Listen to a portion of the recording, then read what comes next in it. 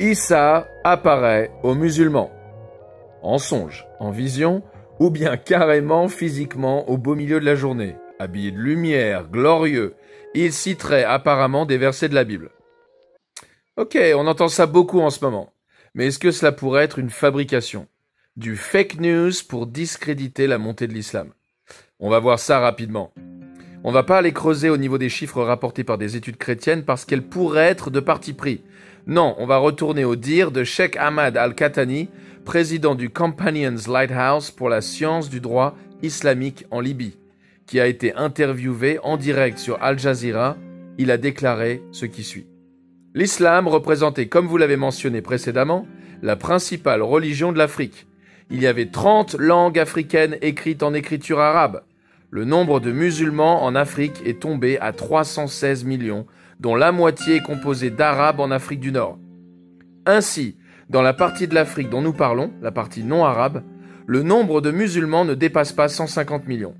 Mais lorsque nous réalisons que la population africaine totale représente 1 milliard d'habitants, nous constatons que le nombre de musulmans a considérablement diminué par rapport à ce qu'il était au début du siècle dernier. En revanche, le nombre de chrétiens est passé d'1 million en 1902 à plus de 335 millions aujourd'hui. En ce qui concerne les faits, il y a maintenant 1,5 million d'églises.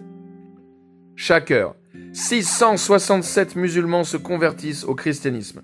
Chaque jour, 16 000 musulmans se convertissent au christianisme. Chaque année, 6 millions de musulmans se convertissent au christianisme. Ces chiffres sont vraiment très importants. Abasourdi, l'intervieweur, interrompit le savant islamique. Attendez là.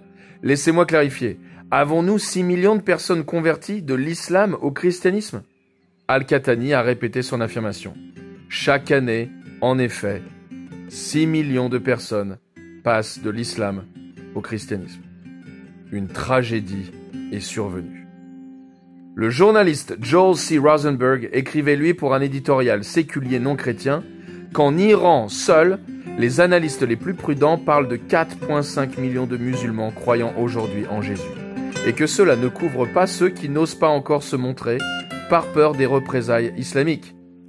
Et les mêmes phénomènes ont été répertoriés en Irak, Syrie, Liban, Jourdain, Arabie Saoudite, Afghanistan, Pakistan, Asie centrale, ainsi que dans tous les pays du Maghreb.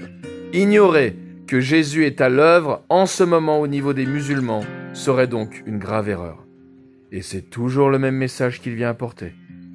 Il est venu sur la croix, donner sa vie pour nous sauver de nous-mêmes, de notre propre nature, afin qu'on puisse trouver la paix avec Dieu. C'est le geste d'amour de Jésus aux musulmans du monde. Pour pousser plus loin ces questions, rendez-vous sur 10 questions tabous aux musulmans.